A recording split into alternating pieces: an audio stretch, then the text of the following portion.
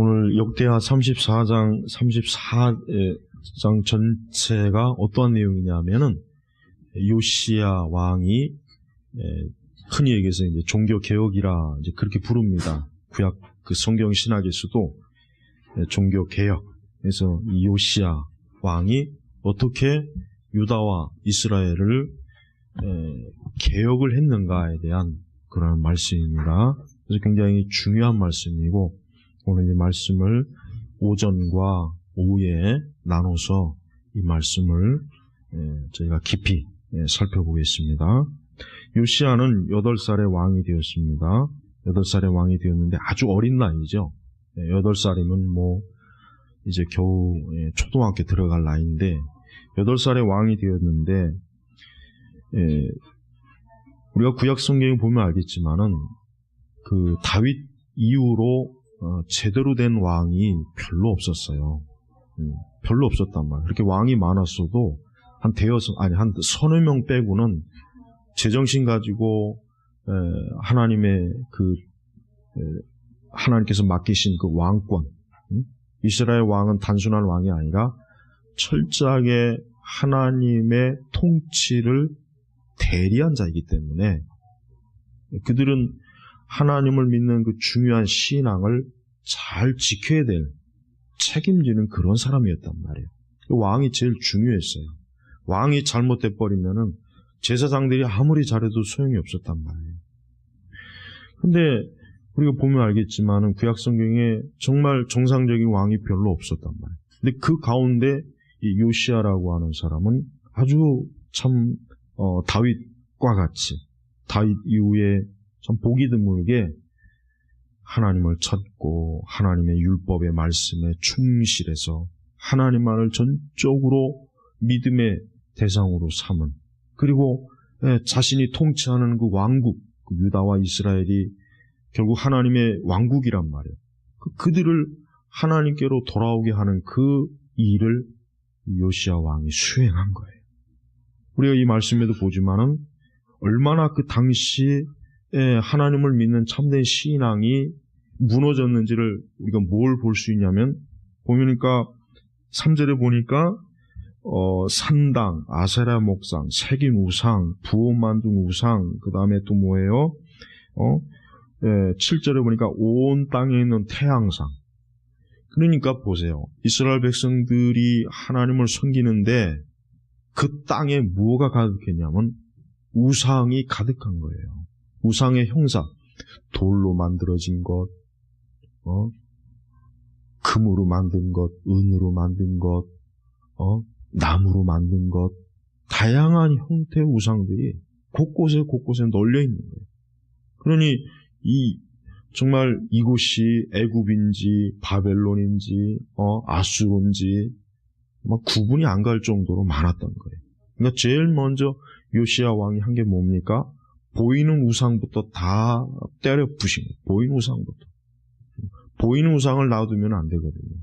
우상에는 두 종류가 있어요. 보이는 우상이 있고 보이지 않는 우상이 있단 말이에요.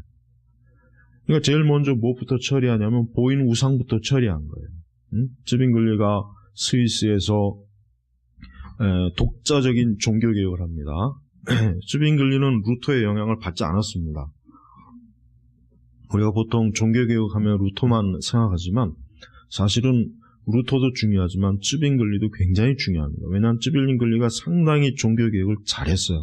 그래서 스위스에서 종교개혁 시작할 때 그 종교개혁을 하는 그 무리들이 뭘 했습니까? 제일 먼저 그 성당에 들어가서 모든 우상의 형상들을 다 때려 부셨단 말이에요. 뭐 스테인드 글라스에 있는 거, 뭐 돌로 만들어진 거, 하여튼 그것부터 다 때려 부셔버렸어요. 아주 철저하게 부숴버렸단 말이에요. 그러니까 지금 요시야가 한 것이 바로 그거예요. 여러분, 우리 개혁교회, 개혁주의 신앙은 제일 중요한 게 우선 먼저 보이는 우상부터 다 어때요? 없애버려야 됩니다. 보이는 우상을 놔두면은 그것은 우리에게 있어서 뭡니까? 하나님에게서 마음을 빼앗는 역할을 하는 거예요. 지금도 이 세상에는 보이는 우상이 많잖아요. 근데 좀 더 우리 그리스도인들에게 다가오는 보이는 우상이 뭡니까? 이 세상의 문화예요. 사실 문화가 보이는 우상입니다. 인터넷, 텔레비전, 세상에 온갖 보이는 거 많죠? 화려한 것, 보고 싶어 하는 것, 사람들이 즐거워하는 것들, 그런 것들이 다 사실 우상입니다. 그건 분명히 우상이에요.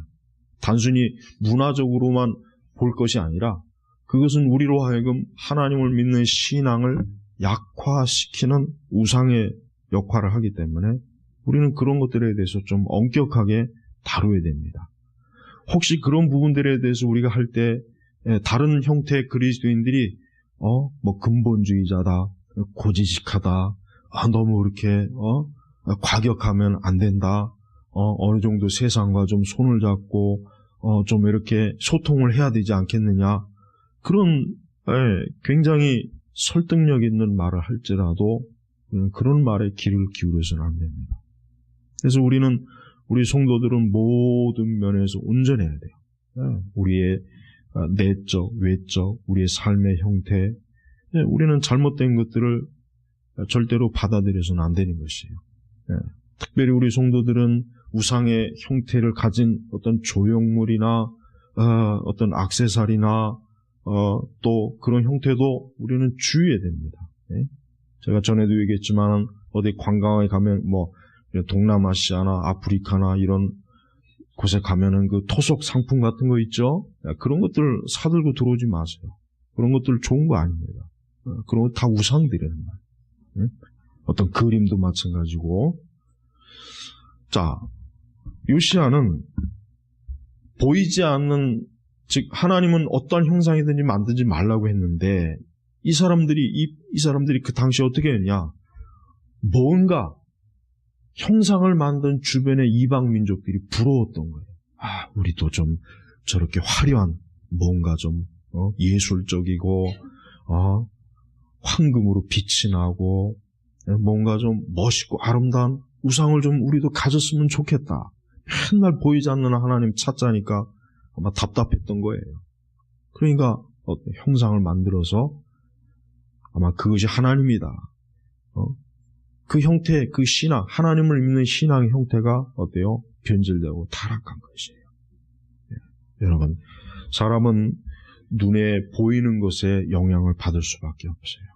어쩔 수가 없어요. 사람은 눈에 제일 많이 보이는 것에 영향을 받을 수밖에 없는 거예요. 우리가 성경을 많이 읽고 좋은 신앙 도서를 읽는데 시간을 많이 쓰는 사람들은 거기에 영향을 받을 수밖에 없습니다.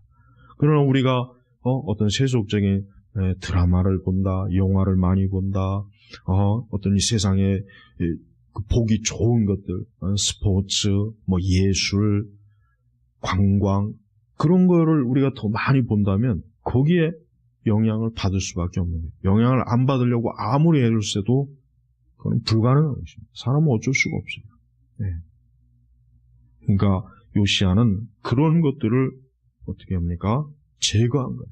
그냥 제거한 것이 아니라 아주 철저하게 다 제거해버렸어요. 일단 그런 우상들을 보이는 것부터 싹 정리를 해야 어때요? 하나님의 백성들이 그 보이는 것에 끌려다니지 않고 미혹되지 않고 거기에 현혹되지 않기 때문에 그런 것입니다. 지금 이렇게 오늘날 세상에도 사실 보이는 우상이 많잖아요. 절에도 있죠. 얼마나 보이는 우상이 많습니까? 그것들을 철저하게 어때요? 정리하지 않으면은 어때요? 사람들은 거기에 끌려다닐 수밖에 없는 거예요. 오늘날 여러분 로마 천주교는 보이는 우상이 얼마나 많습니까? 마리아상, 대표적으로 이 마리아상은 아주 저들이 그냥 중요하게 여기는 정도가 아니라 믿음의 주로 여겨요. 천주교인들은 마리아를 단순히 예수님의 어머니라고 해서 존경하는 게 아니에요. 그들은 그렇게 얘기하지만 그건 거짓말입니다. 그들은 교리적으로나 실천적으로나 마리아를 숭배하는 그러한 신앙, 우상을 믿는 신앙을 가진 사람. 그러니까 우리하고는 신앙이 다른 거예요. 개신교도들하고 신앙이 근본적으로 다른 겁니다. 다른 거예요. 우리가 하얀 거라면 저쪽은 시커먼 거란 말이에요. 우리가 샘물이라면 저들은 뭡니까? 오염된 물이에요. 다른 거예요. 그런데도 이 개신교 목사들이나 얼마나 많은 개신교도들이 똑같은 줄 알고 있어요. 더 웃기는 것은 천주교인들이 우리와 자기들이 똑같은 줄 알고 있어요. 더 웃기는 건 바로 저는 그게 더 웃기더라고요. 그들이 우리한테 다가올 때, 우리 같이 하나님 믿는 사람이니까, 같이 연합합시다, 교제합시다. 너무나 사실 어이없는 거예요. 사실 우리는 그들에게 분명히 얘기해야 돼요. 너희는 마귀 새끼고 우리는 하나님의 자녀라고. 너희들하고 우리하고는 전혀, 너희들은 지금 지옥의 백성이고, 우리는 천국의 백성이라고. 그러니까 뭘 알고 나서 얘기를 하자고. 그렇게 얘기해야 된다. WCC가 부산 대회가 이제 개막을 했죠. 개막을 했단 말이에요. 거기에 지금 교황청에 있는 사람들도 업적으로 거기서 참여하고 있습니다. 로마 교회에서도 이 WCC 대회를 굉장히 중요하게 여기고 있어요. 왜? 결국은 뭡니까? 로마 교회로 돌아오게 하는 그 역할을 하고 있는 그 사명과 임무를 띠고 이 WCC 대회를 지금 하고 있기 때문에 그런 것이에요. 자, 성경에서는 어떠한 우상도 받아들여서 안 된다고 했지만 오늘 우리 시대 교회는 전혀 그런 거를 개의치 않습니다. 그런 거를 전혀 신경 쓰지 않습니다. 사실 종교개혁 당시의 그 중세 시대의 기독교라고 하는 것은 사실은 다 미신입니다. 미신. 극히 일부 빼놓고는 그 당시에 교회를 그러니까 그 당시 교회는 이제 천주교회죠. 성당을 다니는 사람들은 거의 대부분 성경적 신앙이 없었어요. 다 미신이에요. 다 미신이에요. 다. 그들은 우리가 알고 있는 것만큼의 성경의 100분의 1도 알지 못했어요. 성경이 뭘 얘기하는지, 성경이 몇 권인지 전혀 몰랐습니다. 또 그 종교개혁 시대 이전까지는 루터가 독일어로 번역하기 이전까지는 이 성경 자체가 라틴어로 쓰여져 있기 때문에 일반 사람들은 알지도 못하고 신부들, 사제들도 거의 90%가 성경 자체를 읽을 줄도 몰랐고 또 소유하지도 못했어요. 성경 자체도. 그러니까 그런 상태에서 신앙생활하면 여러분 정상적으로 신앙생활이 되겠습니까? 만약에 우리가 오늘부터 이 성경책 딱 없애버리고 우리 이제부터 한번 신앙생활 해보자 하면 그게 되겠습니까? 안 되죠. 될 수가 없잖아요. 그런 상태로 거의 600~700년 가까이, 거의 1000년 가까이 천주교가 흘러왔는데, 그러니 그 천주교회가 처음에는 정상적으로 출발했다고 할지라도 1000년 동안 말씀이 없는 상태에서 교회를 세우고 기독교 신앙생활을 했다면은 한번 상식적으로 생각해 보세요. 그 정상적인 교회가 되겠는가? 안 되죠. 그러니까 로마 천주교도들은 어때요? 성경에서 이탈한 엄청난 악습들이 많아요. 뭡니까? 미신, 우상, 관습, 성자 숭배, 유골 숭배, 우상의 풍습, 그 다음에 정치와 권력에 대한 그 탐욕적인 마음들, 이런 것들이 아주 똘똘 뭉쳐있는 그러한 종교가 천주교예요, 천주교. 그런 과정에서 마틴 루터가 성경을 연구하면서 이 천주교는 이건 기독교가 아니구나. 이것은 예수님과 또 사도들이 우리에게 물려준 신앙이 아니구나 하는 걸 깊이 깨달은 거예요. 깨닫고 나서 어떻게 합니까? 루터 자신부터가 먼저 복음을 새롭게 받아들여서 예수 그리스도를 통한 구원을 회복한 것입니다. 회복한 거예요.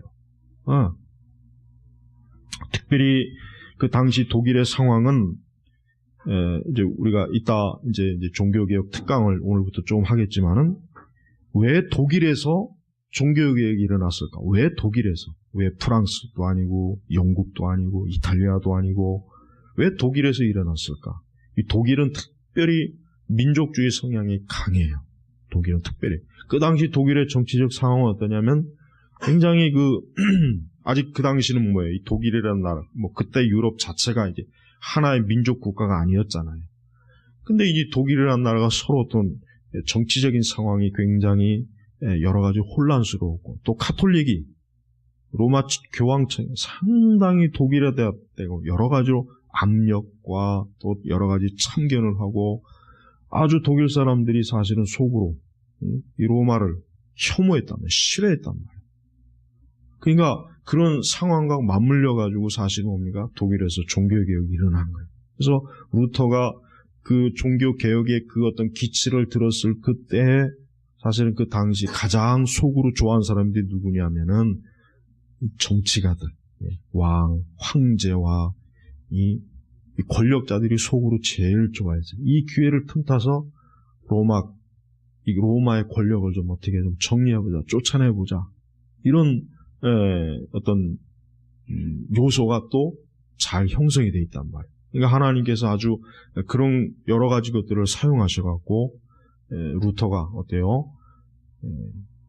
이 복음을 새롭게 각성할 수 있는 좋은 계기를 하나님이 이미 그런 상황을 다 마련해 주신 것이란 말이에요. 그렇지 않았다면은 루터는 어떻게 되겠습니까? 이미 뭐 잡혀서 불에 타서 화형당해 이미 죽었을 거예요. 그 100년 전에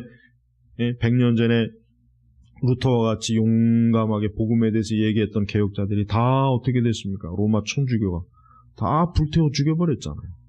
사실은 루터도 그럴 수 있었던 상황이었지만 하나님께서는 루터를 보호하셨습니다.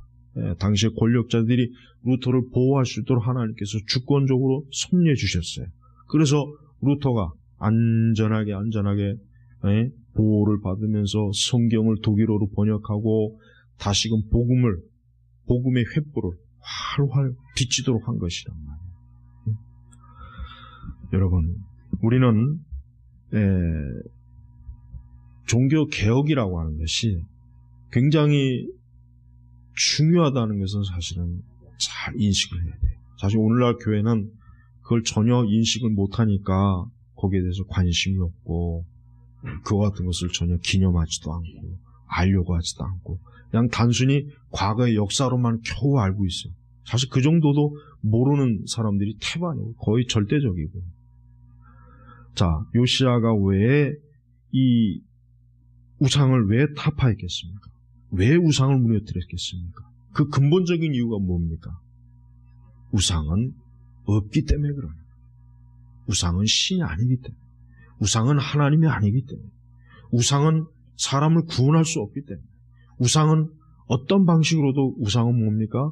죽은 존재이기 때문에 요시야는 우상을 무너뜨린, 우상을 파괴한 거예요. 그리고 저들의 마음을, 하나님의 백성들의 마음을 누구에게로 돌립니까?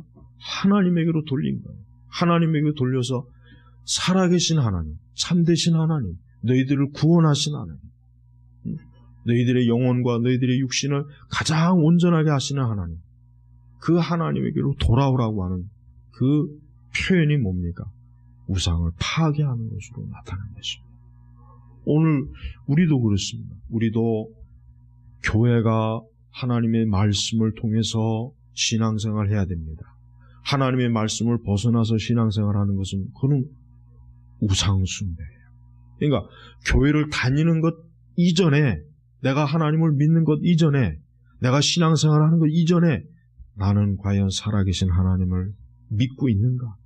나는 정말 살아계신 하나님을 통해서 참으로 구원을 받고 있는가? 구원받았는가? 나는 이 성경의 말씀을 통해서 지금 살아가고 있는가? 나는 이 성경의 말씀을 통해서 내가 신앙생활을 하고 있는가? 이게 근본적인 문제예요. 이것을 먼저 철저하게 바로 세우지 않은 상태에서 아무리 우리가 교회생활, 종교생활 열심히 해도 뭡니까? 그거는 뭘 하는 거냐면 이 당시에 어때요? 이 당시에 이스라엘과 유다 사람들이 우상을 만들어서 신앙생활을 하는 거나 전혀 다를 바가 없는 거예요. 지금 이 당시에 요시야 시대에 여기 백성들이 뭘 했겠습니까? 예루살렘과 유다에서 뭘 했겠습니까? 열심히 신앙생활을 했어요. 열심히 신앙생활했어요. 누구를 믿고? 우상을 믿으면서 신앙생활을 했단 말이에요. 우상을. 그들의 그 열심은 그 어떠한 열심보다 큰 열심이었을 거예요. 얼마나 열심이 크면은 곳곳에다가 아세라 목상, 세균우상, 태양상들 만들었겠어요. 그거 그냥 만듭니까? 그거 만들려면 돈이 들어가야 됩니다. 사람이 노동력이 들어가야 돼요. 그냥 만드는 게 아니에요. 그냥 허공에서 갑자기 우상이 생겨지는 게 아니라 그걸 만들기 위한 열심, 노력, 돈이 들어가는 거예요. 보세요. 그렇게 하려면은 저들이 얼마나 부지런하고 열심히 냈겠어요. 근데 그 열심과 부지런이 누구를 위해서 쓰여진 거예요? 아세라를 위해서, 태양상을 위해서 쓰여진 거란 말이에요. 그래요. 여러분, 우리가 신앙생활 하도 복음을 알지 못하고 성경을 알지 못하고 주일에 대해서 열심히 교회에 나오고 새벽기도 열심히 하고 금요기도 열심히 나오고 구역예배도 열심히 나오고 목장도 잘 만들고 뭐 별짓 다 해도 성경의 말씀을 모르는 상태에서 신앙생활을 한다는 것은 그게 뭡니까? 여기 유다와 이스라엘 백성들이 우상을 만들어서 열심히 신앙생활하는 것과 다를 바가 없는 것이에요. 다를 바가 없는 것이에요. 그래서 종교개혁자들이 가장 제일 첫 번째 모토가 뭐예요? 오직 성경. 오직 성경이에요. 성경. 종교개혁자들이 가만히 보니까 로마 천주교는 성경을 무지해요. 성경을 읽을 줄도 모르죠. 성경을 가지고 있지도 않죠. 성경을 제대로 가르쳐주는 교사도 없죠. 그냥 성당에 가면은 사제들이 주는 빵, 그것도 예수님의 살이라 해가지고 그거 하나 겨우 받아 처먹고 오잖아요. 그리고 나서 기껏 만든 게 뭡니까? 스테인드 글라스에다가 이 복음서나 그거를 이렇게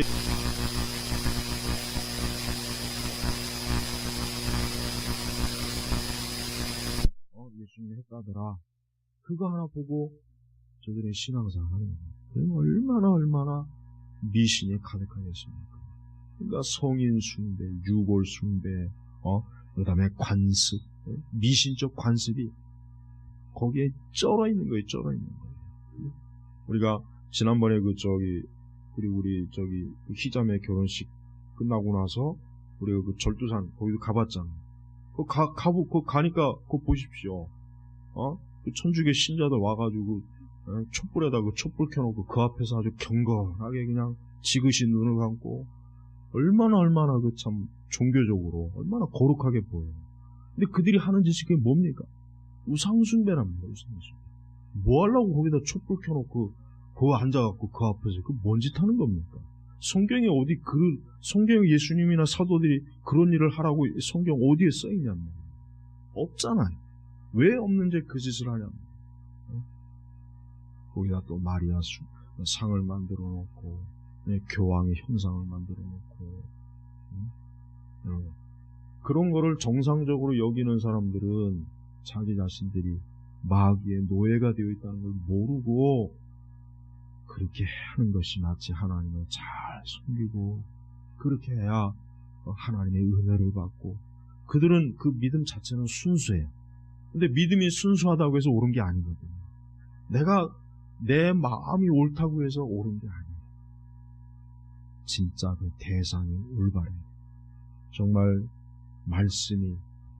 이 말씀이 정말 올바르야 되고 내가 믿는 그 하나님이 진정 참된 하나님이라야 내 믿음이 올바른 것이지 그 대상이 그릇된 상태에서는 내가 아무리 올바르다고 해서 소용이 없는 거예요. 신천지 그 사람들 보십시오. 얼마나 열심히 큽니까? 직장 다니는 것보다 교회 다니는 거 더 열심히 하죠. 이만희를 정말 예수님보다 더 대단한 분으로 여기잖아요. 그들의 마음이나 그들의 노력과 열심은 정직한 거예요. 순수한 거예요. 굉장히 헌신적이에요. 잘못했잖아. 왜? 이만희가 하나님이 아니거든요. 예수님이 아니거든요. 그 대상이 잘못됐기 때문에 그들이 가지고 있는 그 신앙도 잘못됩니다. 오늘 우리 시대 교회가 문제가 뭡니까? 아직도 그래도 우리나라 교회는 그래도 유럽이나 서구 교회 다니는 사람들보다 굉장히 열심히 있어요. 정말 열심히 있습니다. 그래도 나름대로 정말 순수하려고 애를 많이 씁니다. 그러나 무지한 열심, 알지 못하는 열심. 종교개혁의 중대한 의미는 그겁니다. 바르게 알고 하나님을 바르게 하고. 루터가 왜 그 비텐베르그에다가 그 외 수십 가지 조항을 왜 써붙였습니까? 너희가 이것을 알지 못하고 지금 교회 다니고 있다. 하나님 믿고 있다. 성당에 다니고 있다. 너희가 지금 너희를 지도하는 그 사제들과 교황과 추기경들은 잘못 가르치는 것이다. 그들은 잘못 알고 있는 것이다. 그러니 너희들이 깨달아야 된다. 결국 종교개혁은 이거란 말이에요. 바르게 하나님을 알고 바르게 신앙생활을 해야지. 잘못 알고 어떻게 우리가 신앙생활하면 멸망을 당하는 거예요. 지옥에 가는 거예요. 우리는 여전히 예수님의 십자가의 은혜를 알지 못하고 지옥에 가는 거란 말이에요. 그러니까 루터가 얼마나 마음이 불타올랐으면 그 비텐베르그 그 대학 전문에다가 종교개혁 그 기치를 딱 적어서 누구든지 나와 이 문제를 토론하자. 자신만만하게 나온 거 아니겠습니까? 그래서 여러분, 우리는 성경으로 돌아가야 됩니다. 근데 교회마다 보면은 뭐 성경 공부도 있고 성경 중심, 우리는 성경 그런 말은 많이 하는데 실제적으로 성경을 바르게 알지는 못해요. 그 이유가 뭐냐면, 제일 첫 번째 그 이유가 뭐냐면 교리 공부를 하지 않기 때문에. 교리 공부를 하지 않으니까. 웨스트민스터 대소요리 문답이나 이런 하이델베르그나 우리가 아까 우리가 예배 시간마다 한국 교회는 거의 대부분 신앙 고백을 하잖아요. 사도신경으로. 사도신경 신앙 고백 또 역시 그게 정확하게 뭔지를 모르고 그냥 주문 외우듯 하는 사람들이 얼마나 많습니까? 언젠가 제가 이제 사도신경도 이제 강의하겠지만은, 자 보세요. 그러한 교리와 신앙 고백의 내용을 바르게 알지 못한 상태에서 신앙생활하게 되면은 성경을 이해를 못해요. 성경은 읽어요. 성경도 읽고 성을 외울 수도 있지만, 그러나 그러면서도 성경이 정작 가리키는 거예요. 무지할 수가 있다. 너무 무지해요. 왜 그렇습니까? 교리가 없기 때문에. 좀 더 다른 말로 하면 신학이라고 해도 돼요. 교리나 신학이나 같은 말입니다. 그러니까 여러분, 우리 개신교도들은 철저하게 교회에서 교리 공부를 해야 돼요. 그게 중요하니까 그 웨스트민스터 대소요리 문답을 만든 것이지. 그 사람들이 할 일 없다고 5년 동안 그걸 만들었겠습니까? 하이델베르그 요리 문답도 마찬가지고, 그 외 여러 벨직 신앙 고백도 마찬가지고, 칼케톤도 마찬가지고. 왜 그걸 만들었겠냐고요. 그들이 할 일이 없어갖고 시간이 남으니까 그 짓을 했겠냐고. 성경의 중요한 것들을 다 정리한 거예요. 요약한 거예요. 여러분이 시험 공부 치를 때 뭐합니까? 정리하잖아요. 시험에 전혀 관심 없는 사람은 정리 안 하겠지만, 그 사람들이야 뭐 정리할 거 아닙니까? 중요한 것들.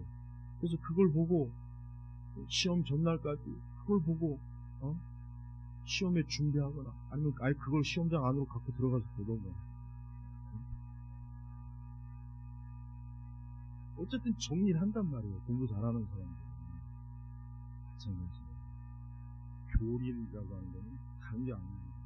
성경에 있는 중요한 것들을 정리해서 이거를 잘 체계적으로 배우고 알고 있으면은 성경을 읽을 때 그 성경이 본래 말하고자 하는 핵심을 정확하게 알고 깨닫고. 아무리 로마서 공부하면 뭐 하겠어요? 가톨릭 이단인들은 모릅니다. 로마서 그 말씀을 아무리 1장 17절 말씀을 외우면 뭐 하겠냐? 가톨릭은 전혀 그 말씀이 아닌 신앙을 갖고 있는 것, 그 구분을 못 하다. 아무리 목회자들이 뭐 성경이 어쩌고 저쩌고 떠들어도 가톨릭에 대해서 뭐 비판해 보시오 하면은 비판할 사람들. 이게 로마 가톨릭의 신학이 어렵습니다. 우습게 여기면 어려워. 굉장히 어려워요. 그래서 제대로 공부하지 않으면은 어설프게 괜히 비판하면은 오히려 역으로 이용당해요. 근데 제대로 공부해야 돼. 그러니까 제대로 그들이 어떠한 신앙을 가지고, 어떠한 가짜 신앙, 왜곡된 신앙을 가지고 있는지 공부해야 된다. 여러분, 우리 개신교인들은 루터의 3대 종교개혁 논문 그냥 읽어서 이런 것 때문에 루터가 카톨릭 이단이라고 했구나, 교황을 적그리스도라고 했구나, 이런 것 때문에 우리 개신교하고 카톨릭은 이게 좀 다르구나, 지금도 마찬가지고 그거를 알 수가 있다. 여러분, 요시야가 그 어린 나이에 어떻게 해서 이걸 깨달았을까요? 보니까 3절을 보니까 그의 조상 다윗의 하나님을 찾기 시작하며, 다윗의 하나님을 찾기 시작하며, 요시야가 어떻게 그 어린 나이에, 지금 한참 게임이나 하고 있을 나이, 스마트폰으로 그냥 쿠키런이 뭔지 알죠? 왜 쿠키런이 그렇게 내 카톡에는 왜 이렇게 많이 뜨는데 나는 안 하는데, 아주 그냥 요즘 아이들의 그 우상 쿠키런이에요. 쿠키런. 어른들도 그거 하나 봐요. 그 어린 나이에 어떻게 해서 지금 우리 이 유다와 이 예루살렘 지금 이게 지금 큰일 났구나, 이게 좀 엉망이구나, 우리가 하나님을 지금 벗어나 있구나, 어떻게 개혁을 했겠습니까? 그의 조상 다윗의 하나님을 찾기 시작합니다. 다윗의 하나님을 어때요? 알게 됩니다. 하나님을 아는 지식을 찾고 구하게 되니까 참된 신앙이 무엇인지를 깨닫게 되는 것입니다. 우리 그리스도인들이 가장 많이 알아야 될 게 뭡니까? 하나님을 아는 지식을 찾아요. 다윗이 어떠한 사람입니까? 평생토록 하나님을 알고 배우기를 힘쓴 사람이에요. 그러니까 바로 그 다윗이 하나님을 찾은 거예요. 하나님에 대해서 자꾸 알게 되니까 우상의 본질도 알게 되고 가짜 복음도 알게 되고 하나님이 누구이시며 마귀가 뭔지 귀신이 뭔지 적그리스도가 다 알게 돼요. 그래서 여러분, 설교는 하나님을 아는 지식을 증거합니다. 설교는 사람을 설교하는 게 아닙니다. 오늘날 설교의 중심은 사람이에요. 오늘날 설교의 중심은 거의 100%다 사람이에요. 하여튼 누구 설교를 다 가지고 와보세요. 다 사람을 주제로 설교해요. 하나님이 어떠한 분이신지에 대해서 설교합니다. 하나님이 얼마나 영광스럽고 거룩하시고 존귀하시고, 하나님은 죄에 대해서 진노하신 하나님이시고 영광스러운 하나님이시고 구원의 하나님이시고, 이 하나님에 대해서 설교를 잘 알고, 목회자들부터가 하나님을 알고자 하자. 이 요시야는 다윗이 하나님을 찾기 시작했지만 지금의 목사들은, 신학생들은 하나님을 찾지 않습니다. 하나님을 알고자 하지 않아요. 그들이 알고 싶어하는 건 뭐예요? 그들이 알고 싶어하는 건 사람이에요. 이 세상이에요. 그래서 쓸데없는 얘기나 하고 강단에서 자빠져 있는 거예요. 잘못된 사람들입니다. 요시야는 다윗의 하나님을, 즉 하나님을 아는 지식을 알고서부터, 배우고서부터, 그걸 갈급한 뒤부터 참된 신앙을 그가 추구하게 된 것입니다. 여러분이 성경을 왜 읽습니까? 성경을 읽어서 병을 고침받으려고 읽는 거 아니죠? 돈을 벌기 위해서 성경 읽는 것도 아니죠? 성경 왜 읽습니까? 하나님을 알기 위해서. 가장 정확하게 하나님을 알 수 있으려면 뭘 읽어야 되느냐? 성경을 읽어야 돼요. 성경을 통해서 하나님이 어떠한 분이신지 알게 됩니다. 하나님께서 성경을 왜 주십니까? 하나님을 알게 하기 위해서 성경, 다른 게 아닙니다. 그래서 우리는 성경에서 다른 주제를 찾으면 안 돼요. 성경을 읽어서 결혼을 잘하는 법을 찾으면 안 돼요. 성경을 읽어가지고 돈을 많이 버는 법을 찾으면 안 됩니다. 성경 읽어가지고 다른 걸 찾으려고 하지 말고 하나님이십니다. 하나님을 제대로 알게 되면 예수 그리스도도 알게 되는 것이고 성령님도 알게 되는 것입니다. 그러니까 하나님을 바르게 아는 거예요. 그래서 기독교 신앙은 하나님을 바르게 아는 것이 제일 첫 번째. 어느 교회든 그 교회가 정상적인 교회가 되려면은, 가장 온전한 좋은 교회라면은 하나님에 대해서 성도들에게 바르게 알려주는 교회가 가장 좋은 교회고 정상교회입니다. 근데 하나님이 아닌 다른 것을 아무리 열심히 많이 알아갈 소용이 없거든요. 그런 건 우리에게 별 필요가 없어요. 유익이 없어요. 우리 영혼의 유익은. 그 다음에 요시야는 14절에 보니까, 이거는 오해하는 말씀이지만 잠깐 좀 보겠습니다. 14절에 보니까 사람들이 여호와의 전에 들어온 돈을 꺼낼 때에 제사장 hil기야가 모세가 전해준 여호와의 율법 책을 발견합니다. 하나님의 전에는 언약궤가 있죠. 언약궤 속에는 뭐가 있습니까? 모세오경입니다. 그걸 발견해요. 모세오경. 여기서 여호와의 율법책은 뭘 얘기하냐면 모세오경. 창출내미시 모세. 이걸 발견해요. 이걸 발견했다는 것은 뭡니까? 그 당시 모세오경이 거의 없어졌다는 거예요. 아까 제가 얘기했죠. 성경이 없어져 버리니까 이스라엘의 하나님의 백성들이 하나님을 어떻게 믿는 줄 모르는, 어떤 방식으로 하나님을 믿을지 모르니까, 그러니까 우상을 만들어요. 로마 천주교도 똑같아요. 성경이 없고 성경이 사라지니까 어떻게 하나님을 믿어야 되지? 어떻게 예수를 믿어야 되지? 어떻게 교회를 세워야 되지? 모르는 거예요. 그 방식을 모르니까 그냥 우리가 알아서 하자. 그래서 지금 저런 형태가 됐어요. 그리고 루터와 칼빈 같은 분들은 어떤 분들입니까? 성경으로 교회를 다시 세웁니다. 성경. 이것도 모르는 이 멍청한 로마 천주교들은 개신교는 자기들에게서 떨어져 나온 작은 집이라고 하죠. 지들은 큰 집이라고. 근데 큰 집은 교도소잖아.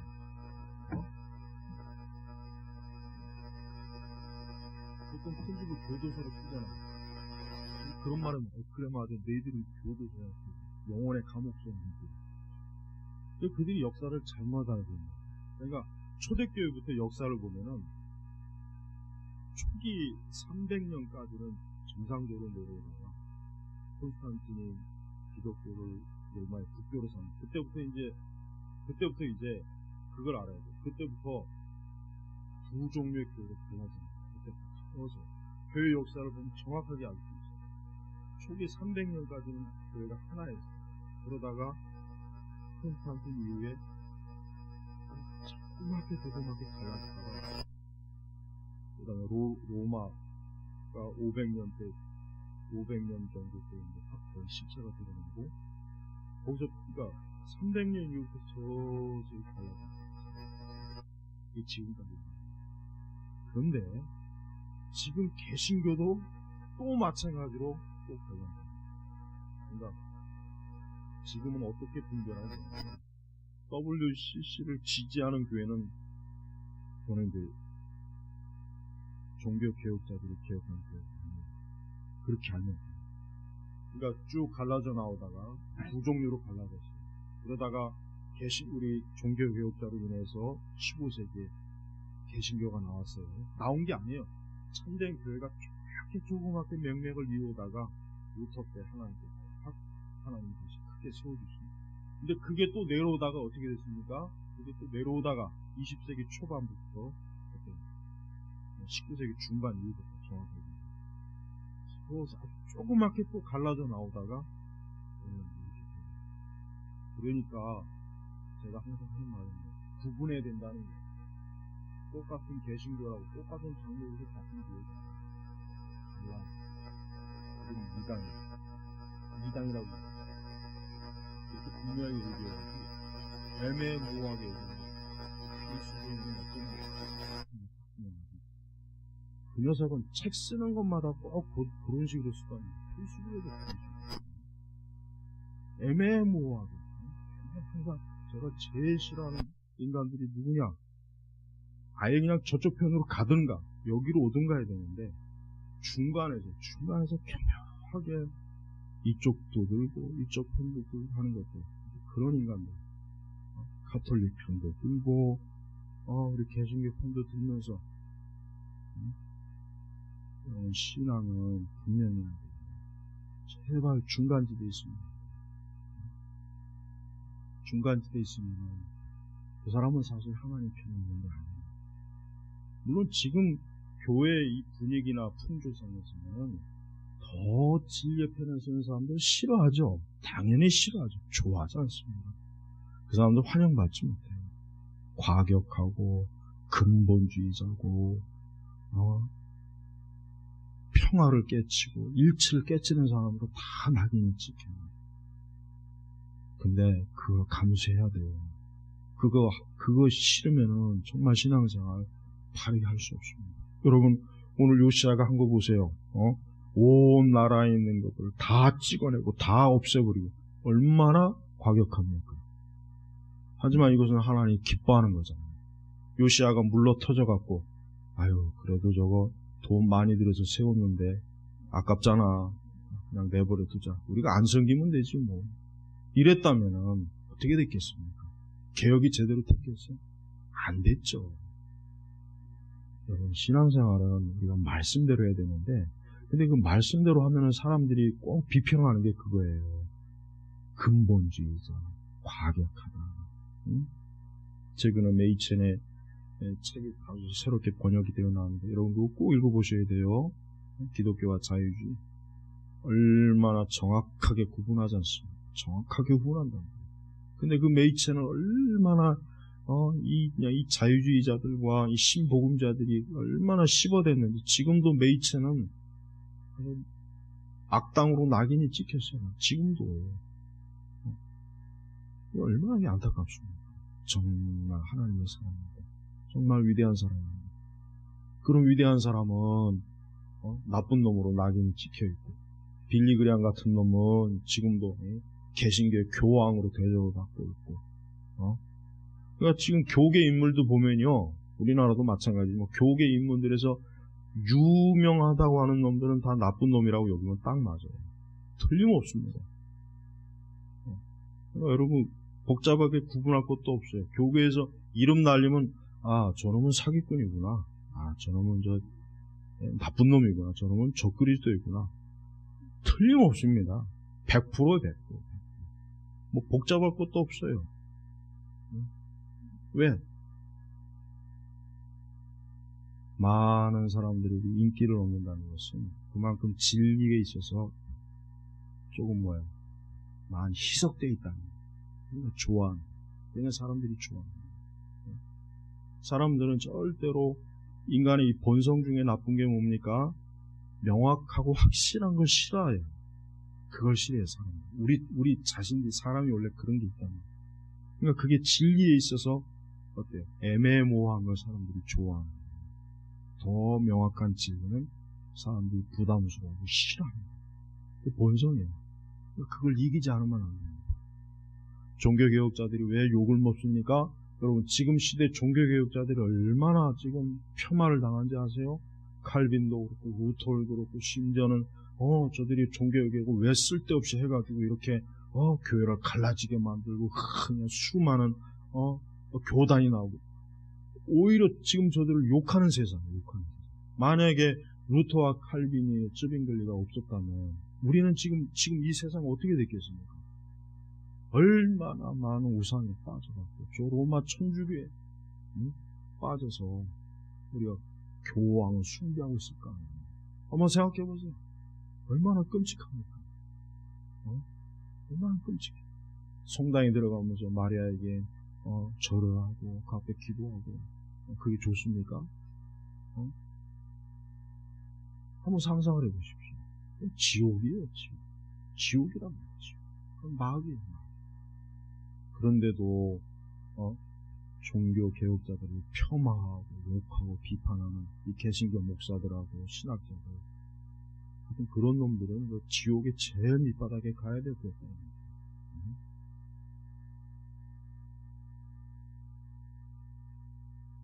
요시야는 정말 하나님이 기뻐하는 일을 했습니다. 그러니까 이렇게 성경에 기록되는 거예요. 이 34장 전체 보면은 요시야가 얼마나 하나님이 기뻐하는 일을 했는지 잘 나옵니다. 우리는 이와 같은 종교개혁, 이와 같은 신앙개혁, 이와 같은 교회개혁이 지금은 어때요? 지금은 쇠퇴한 정도가 아니라 지금은 이런 것들이 완전히 잊혀졌고 바닥을 기고 있고, 오늘 이 대한민국에 있는 교회들 중에 이 종교개혁에 대해서 제대로 가르쳐주고 알려주는 교회가 5만 교회 중에 6만 교회인가 5만 교회 중에 사실 그 중에 몇 교회나 되겠어요? 10분의 1도 안 되고 100분의 1도 안 돼요. 100분의 1도 안 돼요. 1000분의 1도 안 돼요. 1000분의 1도 안 돼요. 오늘 같은 날 추수감사절하는 교회도 굉장히 많아요. 우리 교회 그 뿌리와 역사를 모르는 신앙이 어떤 신앙이지? 우리는 단순히 몇백 년 전에 종교 개혁이 있었다 이 정도로 아는 게 아니라 이것이 바로 지금 그 일이 아니었습니다. 내 영혼, 나의 신앙, 우상과 귀신, 마귀를 절절절절 쩔어가고 나는 영원히 지옥에서 고통하게 되었습니다. 안 그래요? 근데 또 그러한 현상이 지금 교회 말입니다. 정말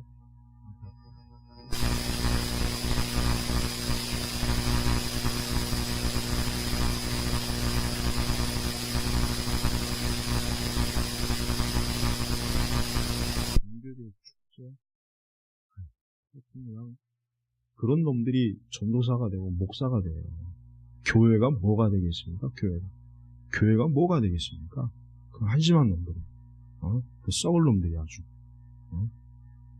그런 학교 그 총장이나 그 교수 놈들은 더 나쁜 놈들이에요. 제대로 교육도 못 시키는 것들이 무슨 신학교 교수 그 총장입니까? 지금 기독교의 상황은 이 요시야 시대보다 더 심각합니다. 더 심각하고 더 지금 파괴적이에요. 이런 것도 모르고 춤추고 놀고 먹고 마시고 박수치고 지금 그럴 상황이겠습니까? 하나님의 심판은 분명합니다. 오늘 우리가 읽은 역대하 34장의 말씀은 살아있는 말씀입니다. 하나님은 이와 같이 우상과 거짓 종교, 거짓 복음 이것에 진노하고 분노하신 하나님. 이쪽 편에 있는 자들은 다 저주받을 망할 거예요. 그들은 그리스도하고는 원수에, 그리스도의 십자가하고는 반대에 속한 사람들. 여러분들은 평생토록 여러분들이 앞으로 수십 년 동안 신앙생활 할 텐데 앞으로 참된 신앙, 거짓된 신앙 못 볼 거를 많이 볼 겁니다. 그러니 여러분 더욱더 종교개혁자들의 그 신앙과 믿음은 오늘 우리 시대에도 중요하다는 것을 알고 언제나 참된 신앙을 가지시기를 축원합니다. 기도하겠습니다. 아버지 하나님 감사합니다. 하나님의 이 말씀이 명백하게 살아서 이렇게 증거하는데도 불구하고 이 말씀을 거슬리는 교회와 거슬리는 이 시대의 신앙에 대해서 참으로 우리가 안타깝게 여기고 기도할 것으로 여겨야 되겠습니다. 오늘 이 시간도 이 거룩한 말씀에 이어 또 우리 주 예수 그리스도의 십자가의 은혜에 감사하며 우리 주 예수 그리스도의 그 거룩한 구속의 역사를 기념하는 성찬을 합니다. 오늘 성찬을 받는 모든 이들에게 참으로 이 귀한 진리, 복음의 그리스도의 십자가의 은혜가 가득한 믿음을 주셔서 저들이 이 세대에서 앞으로도 굳게 서는 주의 백성들이 되게 하옵소서. 예수 그리스도의 이름으로 기도 올렸습니다. 아멘.